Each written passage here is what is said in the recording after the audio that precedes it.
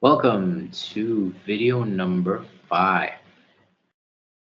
We are on the second to last section of Unit 5. So you guys made it a long way. Just one more after this one. So we're just going to get right into it. This one's also a short one too. It's nice that the marketing mix, the 4Ps, are split up so that we can take our time with each one. So let me start off by saying that this is section 5.5, place, as part of the marketing mix. So far we've done product and price. And today is place, and the next one is going to be promotion. So this will be on pages 208 through 214 as you follow along. Hopefully you guys have read this already. If not, please go ahead and do so. I'm just giving you some highlights here. So, and the syllabus has split this up into two parts, part A and part B. Just similar to how they did for price. You guys will have to be able to identify these two different parts if ever the question of place as part of the marketing mix comes up. So again, this is pages 208 through 214. The first part, and by the way, there's only a few slides here. Looks like I've just bullet pointed uh, the, the two different parts. So I'll mostly be going through the book, but this is just to give you guys an idea of how it's just sectioned off into A, which is investigate the factors that influence the selection of a location for travel and tourism facilities, right? And then B is identify and explain the range of distribution channels for travel and tourism products and services. So the two parts is the first part being the geographical location. When you think about place, this is the main thing that people think about. Where is the business, the organization, or the company where the product is provided? Where is it located? Okay, so where is it related to? It's like 7 different bullet points here, and it's good for you guys to know most of these, and for you guys from the business perspective of things, it's probably some things that you already knew, and also just to be more comprehensive about how important the geographical location for businesses are, just in general. This isn't really just specific to travel and tourism, but some of them are, but you'll see why. So the first is costs. Okay. Um, if you guys know anything about real estate, the property or the land, the cost varies. People that want to purchase it and people who want to own it, rent it, that varies according to where the location is. Usually where there is a lot of businesses and a lot of accessibility and infrastructure, business centers, downtown areas. These will be prime areas of real estate, and costs will be high.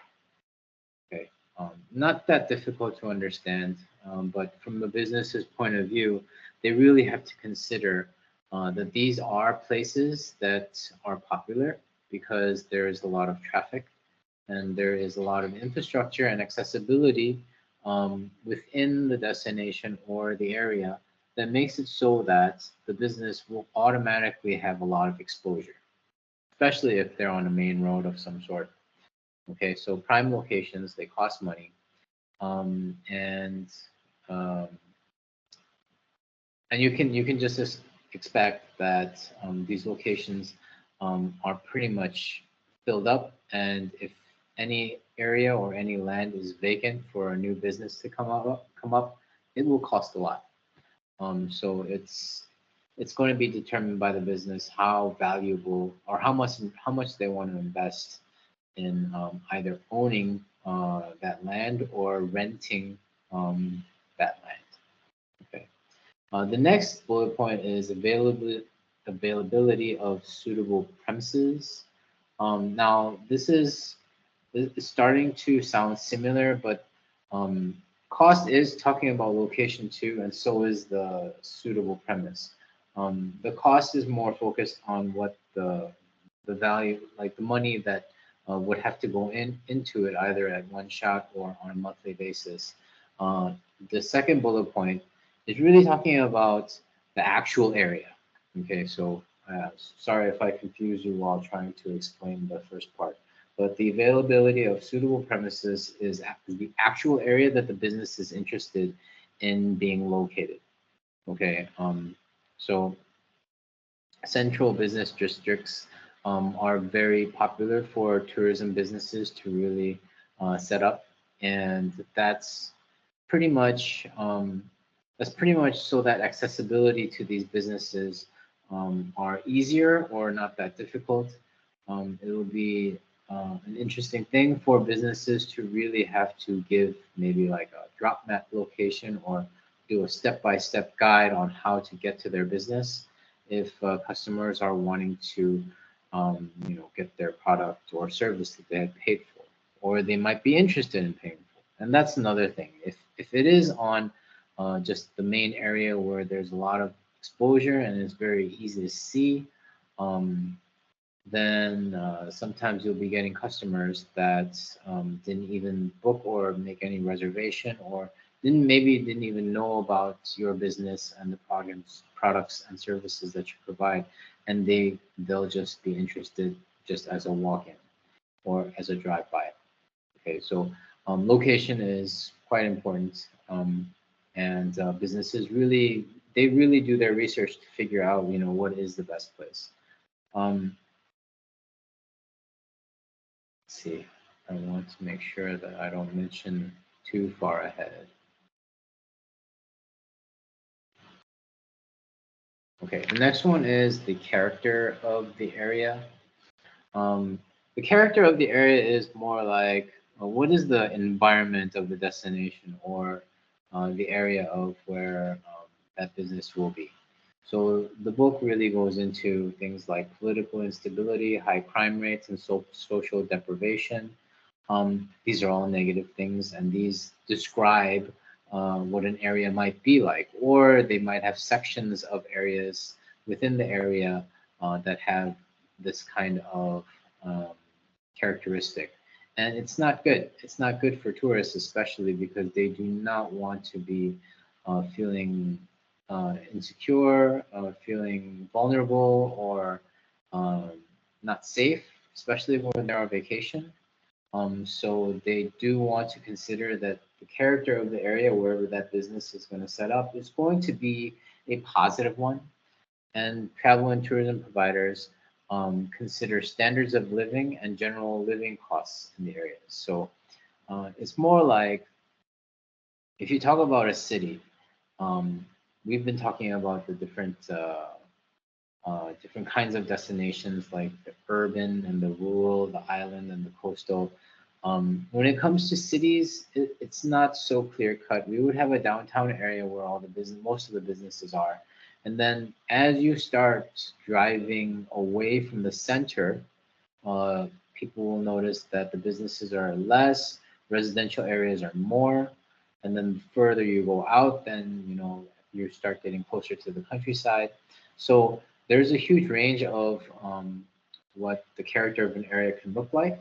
But travel and tourism businesses, travel and tourism providers really want to focus on um, the areas, categorizing areas according to standard of living and general living costs, because the customers that they try to attract will be more comfortable in areas of a particular city or destination that seem familiar to them uh, from these two standards, the standard of living and the general living costs. It's like the amount of money that they're willing to pay and the value they get from whatever product or purchases they make. They want to be familiar. They don't want to go to an area that might be too expensive for them, or they don't want to go to an area that might be too cheap for them, because there might be positive and negative stigmas when you go into the polar extremes of these ranges. So the character of an area, definitely something to keep in mind when it comes to place. The next one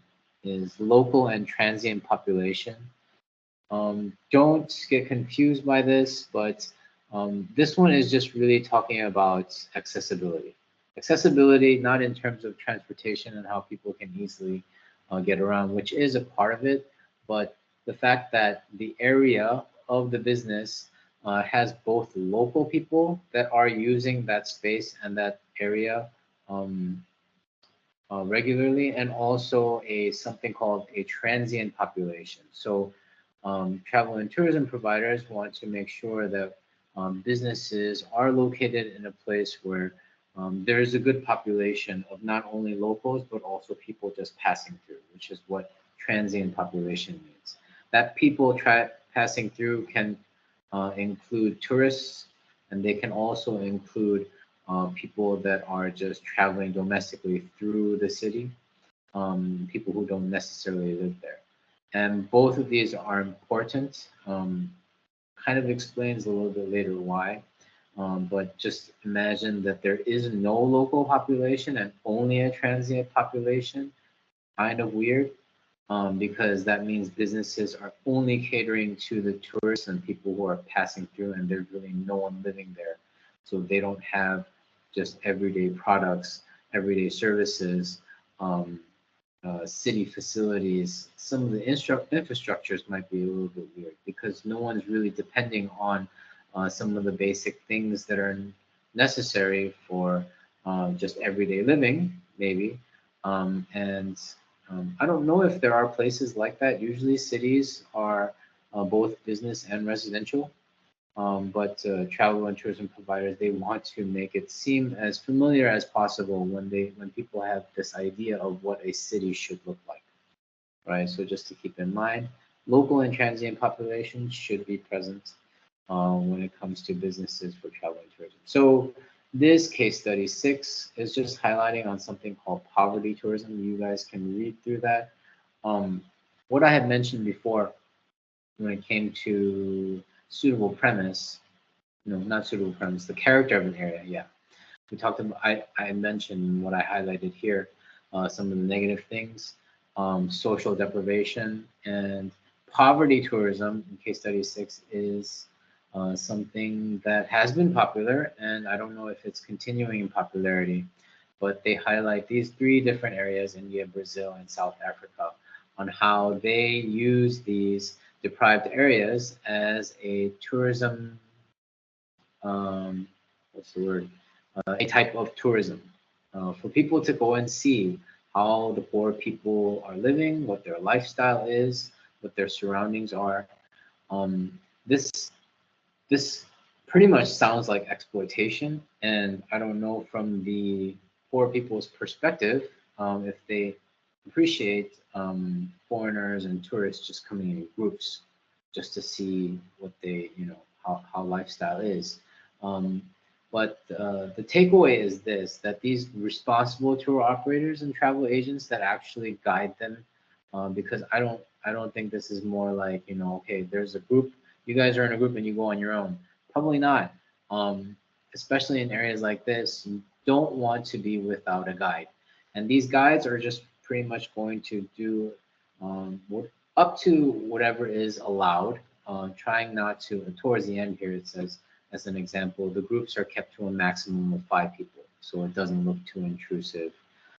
Guides, obviously, they know, they have a lot of knowledge about the area and they can answer all the questions. But the takeaway is this, a lot of these companies, they take the proceeds, the money that they get from these tour packages, and then they will give a portion of that to local NGOs so that the NGOs can, as a charitable service, actually try to improve the poverty situation in some of these places that the people want to go and see. So there is a win-win here if it's done responsibly. But unless it's a mass market kind of tourism business where they're only profit minded, it definitely will go into the exploitation side of things. Okay, so it's an interesting read. Um, Now we're into the last three bullet points of this geographical location part of place. The next one is adjacent facilities. This one, it's good to know. You probably didn't hear this vocabulary or this term before. Adjacent actually just means something that is right next to or close to. So businesses need to realize that it's not about just them being in the nice place, but it's also what makes it a nice place is what other facilities are actually located around that area. So the example I highlighted here, cafes that are near tourist attractions, restaurants and bars that are close to hotels. So that makes sense. I mean, tourist attractions can operate on their own. They might have vendors inside, but people like options. So if they do want to go eat somewhere or just chill, they might want to do that somewhere close to the attraction instead of having to locate.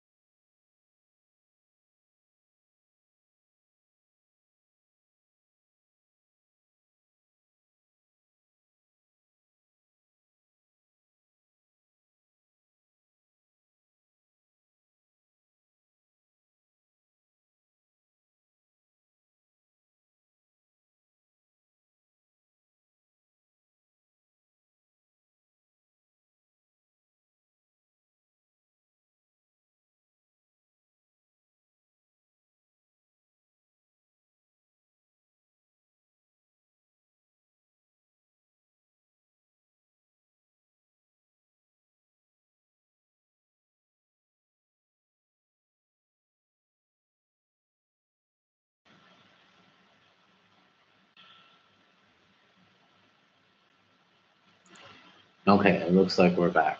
Sorry, guys. I think that was about 2 minutes of being cut off.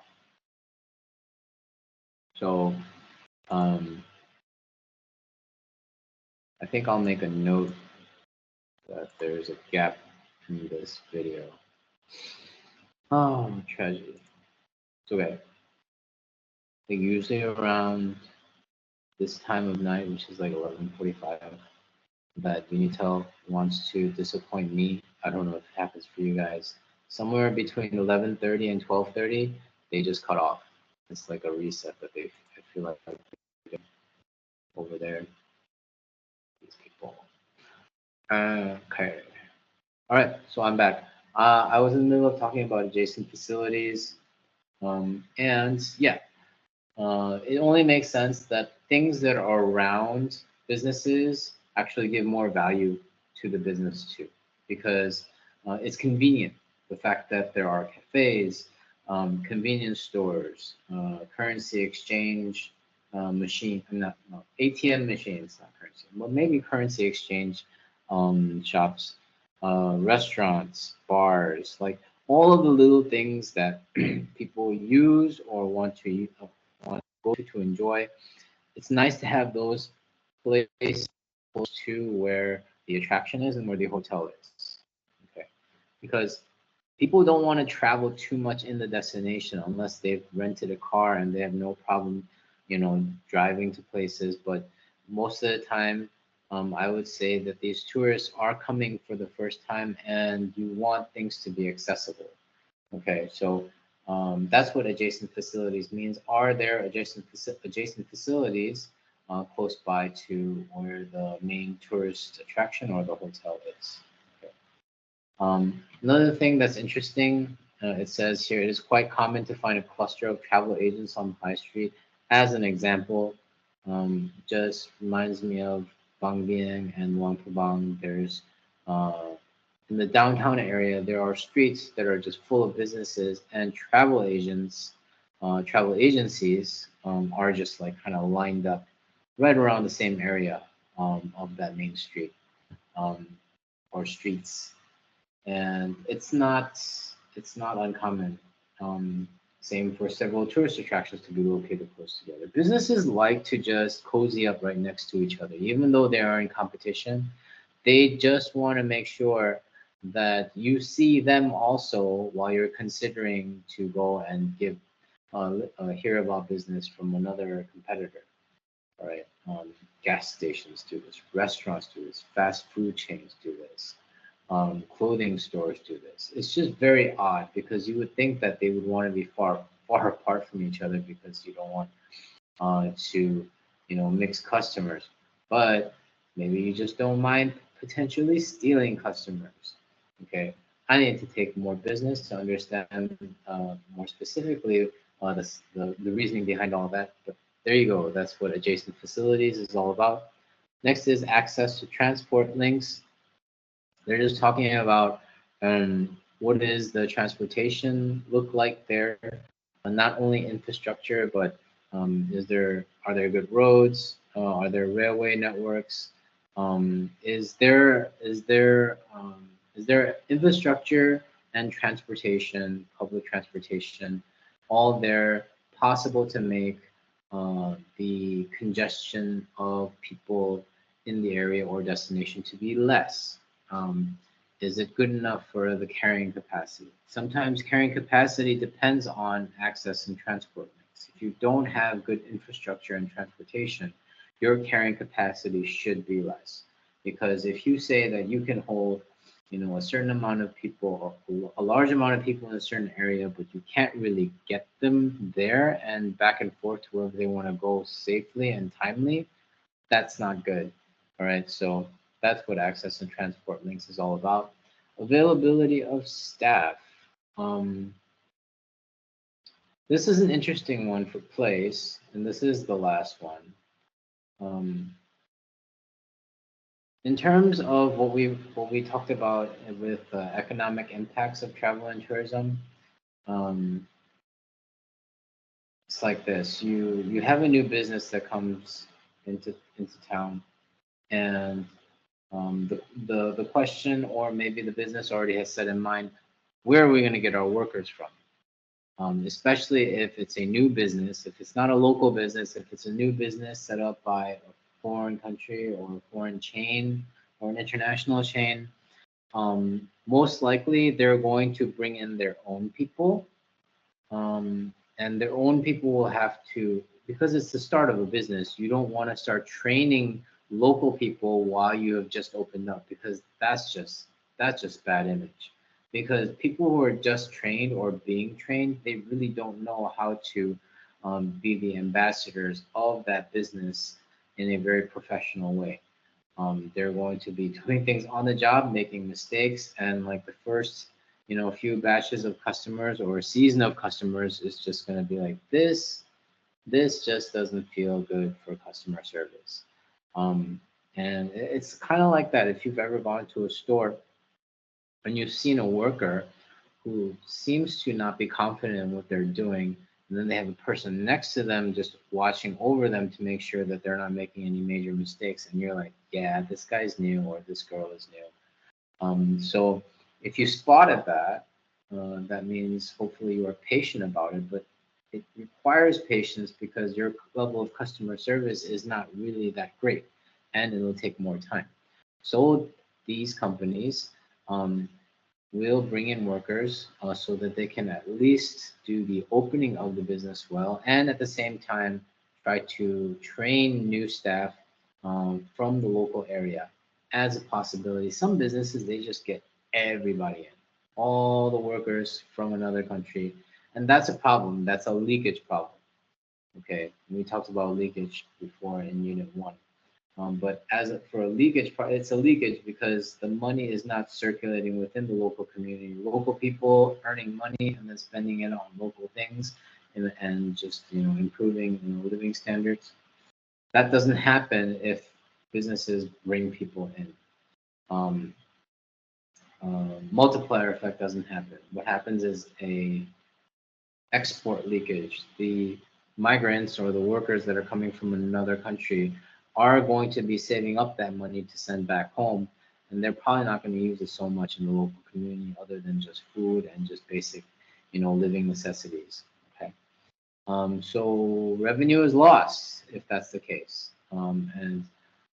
Interestingly, this example box here talks about the benefit of actually bringing workers from another country to be, workers or employees of a business. Okay, you just go ahead and read that. I don't know if this is more of a positive or negative or a neutral thing, but it does highlight it in a positive way, especially to not forget that possibly there aren't enough local people to actually help run the business well.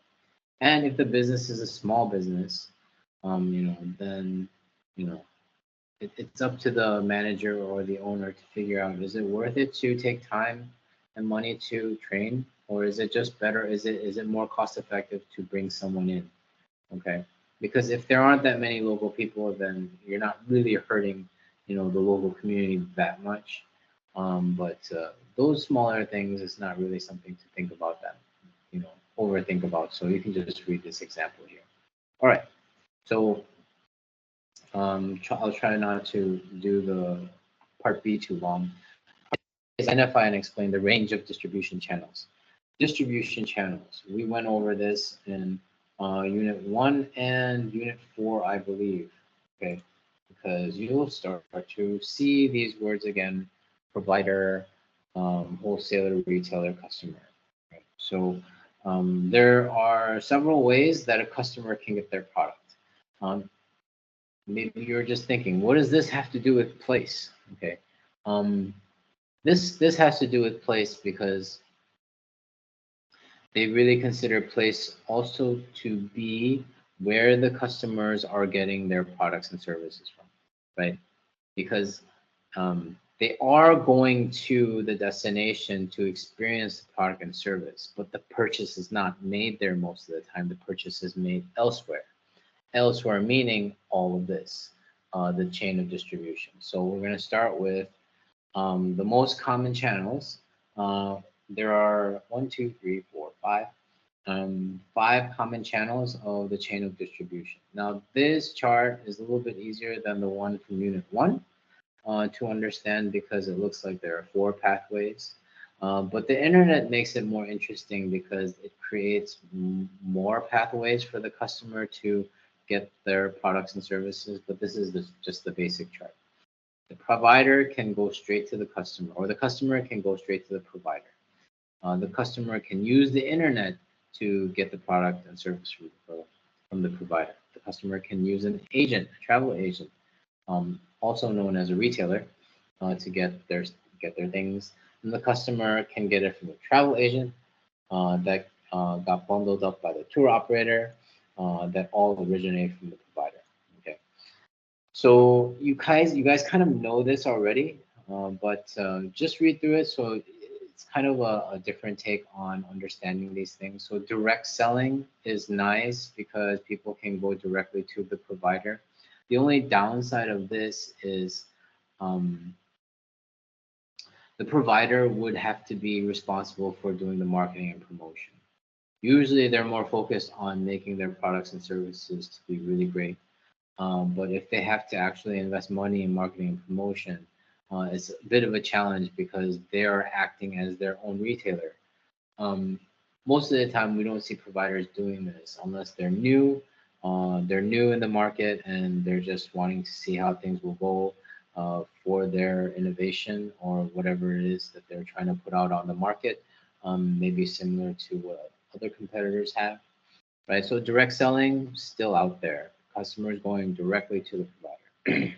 A lot of times, though, it's this second column. The customer is going to get it from the provider through the internet. Through their internet can mean the internet web page of the provider, or it can be a search engine that has a lot of providers that for the customer to choose from, and for them to do their shopping and get the best price and value for these things. Okay. Wholesaler, again, this as a review, this is tour operators. These are the ones that actually take all of these different components from many providers, bundle it up, create packages. And as they create packages, these wholesalers can sell off to the retailer, and the retailer sells it off to the customer. Keep in mind, when you have more intermediaries, this is the word here. Intermediaries are the middlemen, the people in the middle, the ones that are actually providing a service for you so that you get the product and service of your package or of your vacation or of your travel that you want. The retailer needs to be paid. They have the commission. The wholesaler needs to be paid. There's a commission. So the provider will lose some money when they're using these intermediaries because they need to pay them because they are the salesmen of their products and services. The positive thing of using a middleman is that your customer base will be a lot bigger rather than the provider just trying to do their best in marketing and promoting so that they can reach out to the target market that they want to get, right? They can do that. They can do that, cut out the middleman and not really have to pay.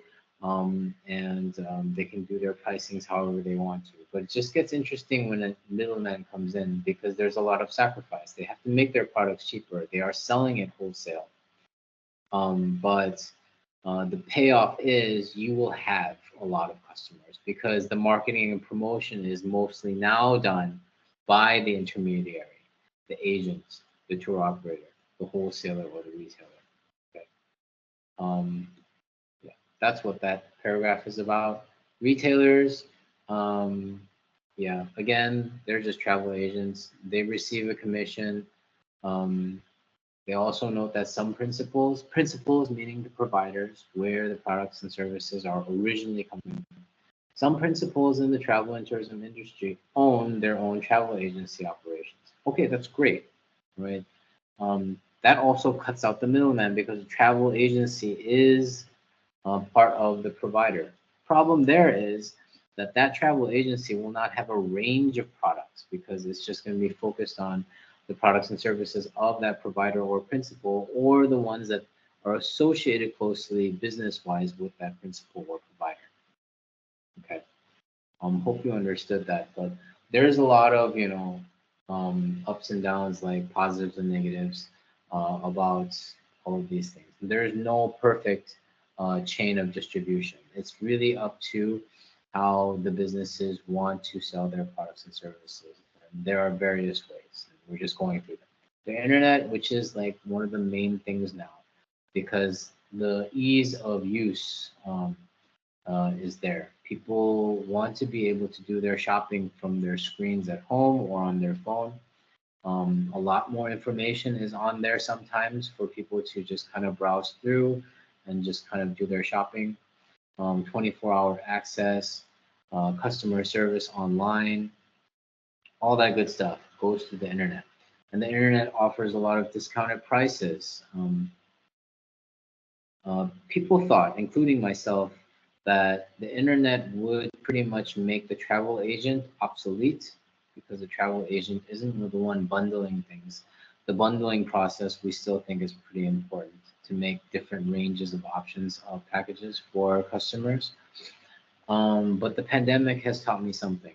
Um, when we were trying to travel, when there are COVID restrictions, different ones, different levels of COVID restrictions in different countries, it was very difficult to figure out exactly what I needed to prepare as a traveler to travel during a time when everything was completely just not up to date.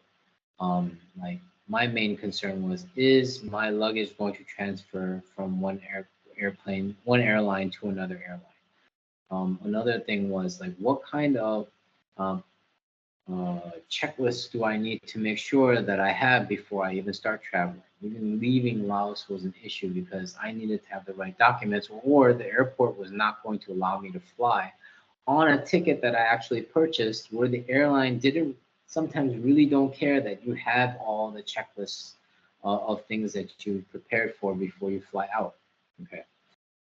That's a lot of money lost for people who are confused and don't have all of the information that they need. That's why I use a travel agent a lot of the times that I was going to travel during the pandemic time or the COVID time. Okay, people actually who that you can talk to that is responsible for you um, getting on the plane and arriving at the destination, so much better than you trying to figure out from different web page and internet sources that might have different information. Am I really ready? And am I going to get to where I want to go safely without any problems? I'm sure there have been a lot of people during the COVID time that got stranded at airports because they didn't have the right documents.